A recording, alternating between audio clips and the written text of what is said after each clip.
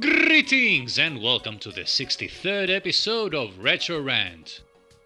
After Cathy Rain, it is time for yet another recent release, but this time for the Commodore Amiga. We will be reviewing Magica, originally released by Juan Martinez for the Amstrad CPC in 2016 and ported to the MIGI in 2020 by Andy Noble. If you're a regular viewer of this channel, you may have already seen the review of Brick Rick for the Amstrad, which was also a game by Mr. Martinez.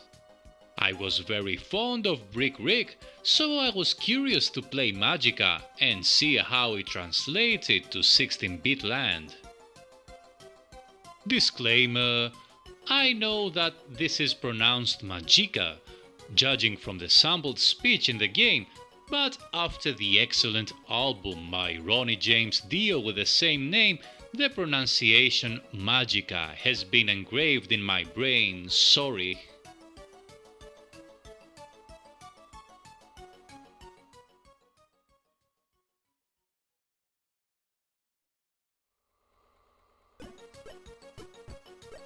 Like Brick Rick, Magica is a single-screen arcade platformer. You control the unnamed sorceress, who should have installed a burglar alarm in her laboratory since her potions have been stolen. Instead of brewing new ones, or at least ordering some from eBay, she decides to take the law into her own hands, fight against the perpetrators, and reclaim her potions across 50 screens of magical platforming, potion reclaiming action. The graphics of Magica have underwent an excellent, respectful upgrade from the wonderful Amstrad palette in the Amiga version. The beautiful colors are retained, but everything is more detailed now, and this game makes me marvel at how well Amstrad graphics translate to the MIGI. The sprites are very cute and likable, and the backgrounds change as you progress in the game, providing with some nice variety. The presentation of the game is also very appropriately arcadey and beautiful, instantly drawing you in the world of Magica. The music is very nice as well, with cheerful tunes that fit the game perfectly. Of course, the game offers simultaneous sound effects, which get the job done without being spectacular.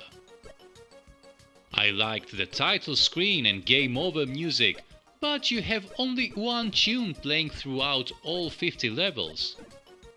Although this piece is great, and I never felt fed up with it, I cannot help but get greedy, wishing there were some different tunes as well.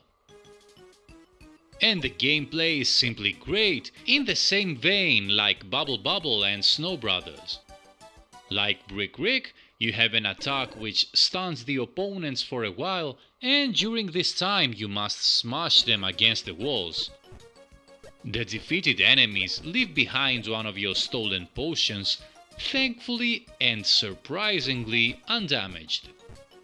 After you collect all the potions in the stage, a gate appears and you must hurry there before the timer runs out.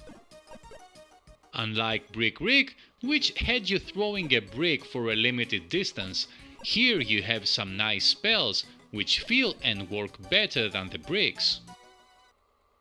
Also, in Brick Rick the bodies respawn quite randomly, appearing suddenly and leading to quite a few unfair deaths.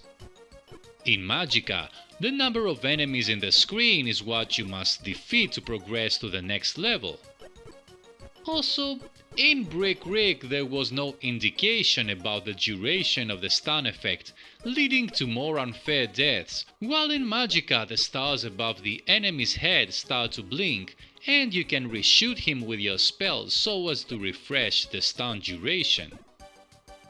All of these work great and make Magica even more playable, fun and addictive than Brick Rick. The controls are great and the game has a fantastic pick up and play value, making this game ideal for introducing younger audience to the joys of retro gaming. The various enemies have their own unique weaknesses, which you must find and exploit so as to be successful. Defeating multiple enemies at the same time gives you a score multiplier, which is very handy since you get an extra life every 10,000 points. There are also fairies in some levels, which give you extra time when defeated. But if you manage to beat the game without killing any fairies, there is a surprise for you.